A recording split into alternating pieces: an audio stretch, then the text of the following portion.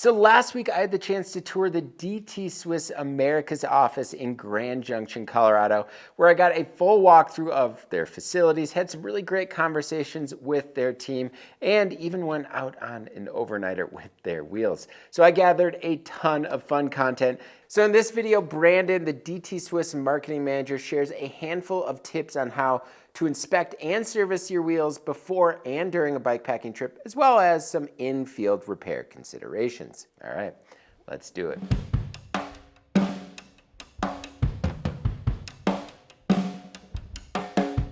Now, before we do get any further, I just want to take a quick moment to let you all know that this video is partially supported by Tailfin. Tailfin designs and engineers technical bike packing equipment for almost any kind of adventure. Innovation and quality are at the heart of what makes them tick, and their constant strive to create better performing gear means that you can just focus on enjoying the ride. They offer a full range of options for hauling your gear, whether you're taking on the Tour Divide or just escaping for an overnighter. So for more on Tailfin, be sure to click on the card in the top right corner, or else follow the link in the description below. Oh wait, and real quick, are you a member of the Bike Packing Collective? Well, if not, there's just one more week to join for your chance to win this beautiful tumbleweed sun liner. Plus, you'll actually be in time to receive the next issue of the Bike Packing Journal. So for more details, you can click on the card in the top right corner, or else follow the link in the description below. All right, let's get on to it. Hi, my name's Brandon, Marketing Manager Americas for DT Swiss. We're here at DT USA in Grand Junction, Colorado. And today we just want to talk through some things that you would want to check through when it comes to wheels before bike packing. So first and foremost, before bike packing, you definitely want to check through all the different components of your wheels, make sure that they've been well maintained.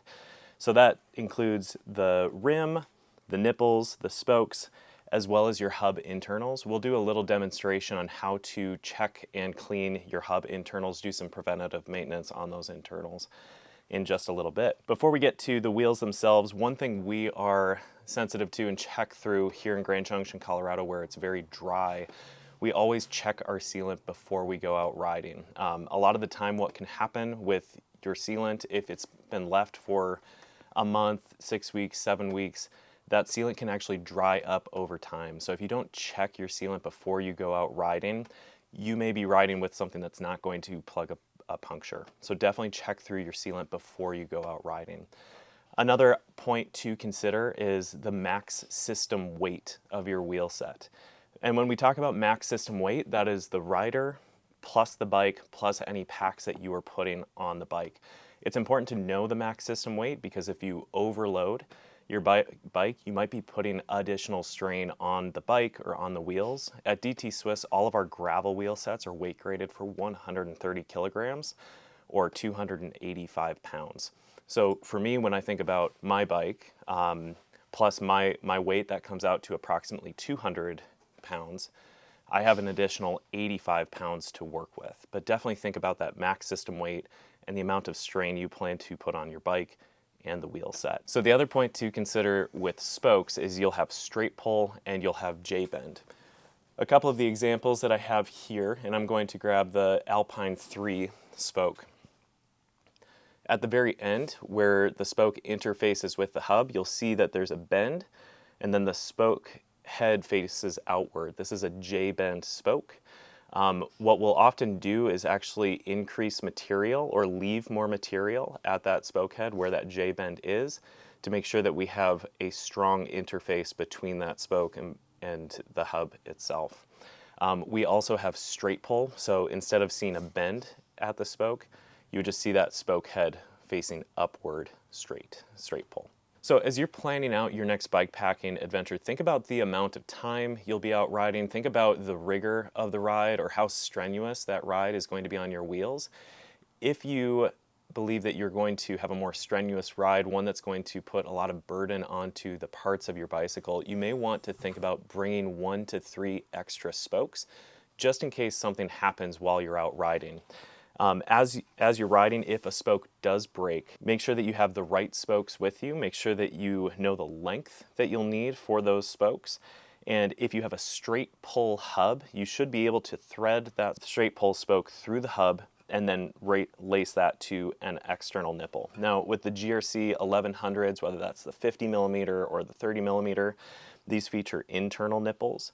But with our G1800 or GR1600, those have external nipples. So you should be able to thread an additional spoke and then screw that into place with that nipple. So a couple things to point out when you are in the field. I want to talk about preventative maintenance for a little bit. All of our hubs are sealed, which is going to keep any grit, grime largely out of the internals of the hub. However, as you go through multi-day bike packing trips or as you are riding over time, some of that grit is going to work its way into the hub. And it's really important that you open the hub up, take a look at what's worked its way in, and clean out the internals of that hub. Depending on mileage, I'll typically clean the internals of my hub every 6 to 8 weeks. The reason for that is, one, it's going to keep that hub running efficiently and quickly, smoothly, but also it's going to maintain that hub over time. You can hold on to that hub, ride it for years and years to come. So you can do this at a home workshop, you can take it into your local bike shop, or if you're trailside and want to get in, take a look at the internals of your hub, you can do this on the side of the road or on the side of the trail. So again, I've got the GRC 1100 here. We just got back from riding, so this is all dusty, dirty. You can see that it's been ridden. To remove your cassette, it's quick and easy. You have an end cap right here.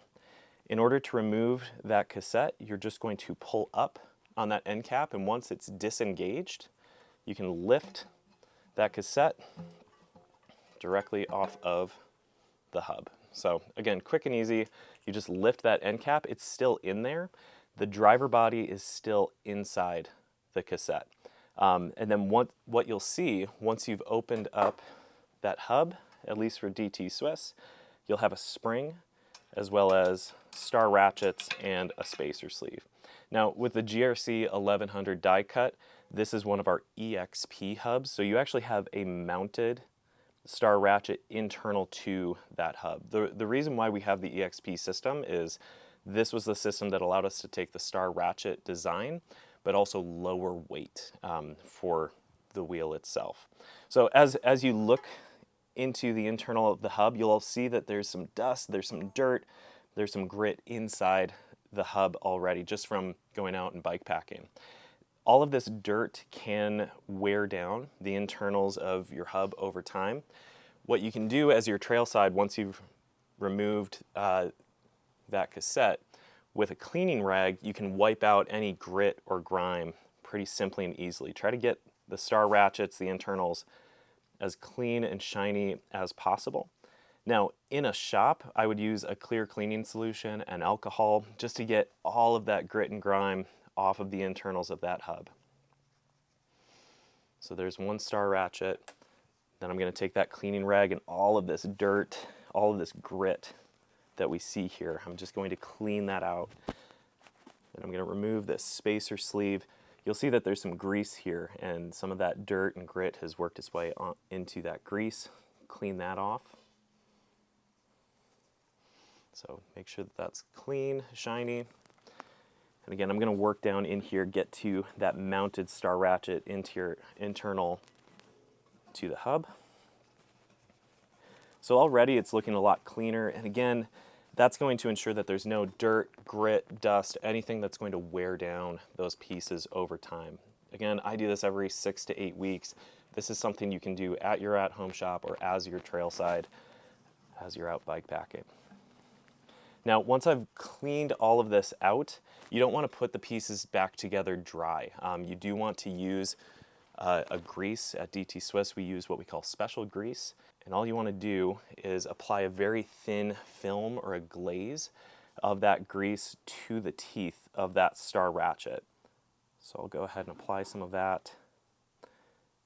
Now, as that comes out, it may be a little excessive as you squeeze it out of the nozzle, so you might space it out a little bit.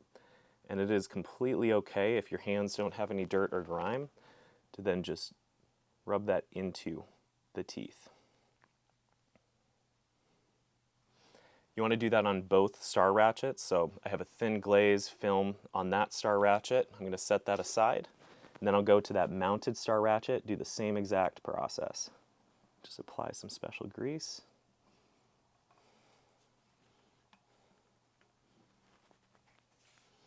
And then with my finger, I'm just going to spread that out. Again, you don't want to apply too much, just like as you're lubing a chain. If you apply too much, that's actually going to glom and hold on to any sort of grit. So you just want that thin film, thin glaze. Next step, I'm going to take that spacer sleeve, put that back over the axle, take my star ratchet, now clean, now with that special grease, make sure the teeth are facing each other, and then I have a spring. When pressure is applied as you're pedaling, that spring pushes the star ratchets together. That's what engages the system. So all the internals are back in place, they're now clean. Now I'm going to take that cassette back, put that back on the axle, and to engage that cassette back in, you just take that end cap and push it into place, and you are set to go. So now the internals are clean, they're going to run efficiently. You've also done some maintenance that's going to allow you to continue riding that hub over time. All right, so that was great stuff from Brandon. Thank you so much. And thank you all for watching. And if you like what you saw in this video and want to see more like it, please hit that subscribe button and notification bell. And let us know what specific videos that you would like to see next. Let me know in the comment section below. As always, thank you all so much for watching. And until next time, pedal further.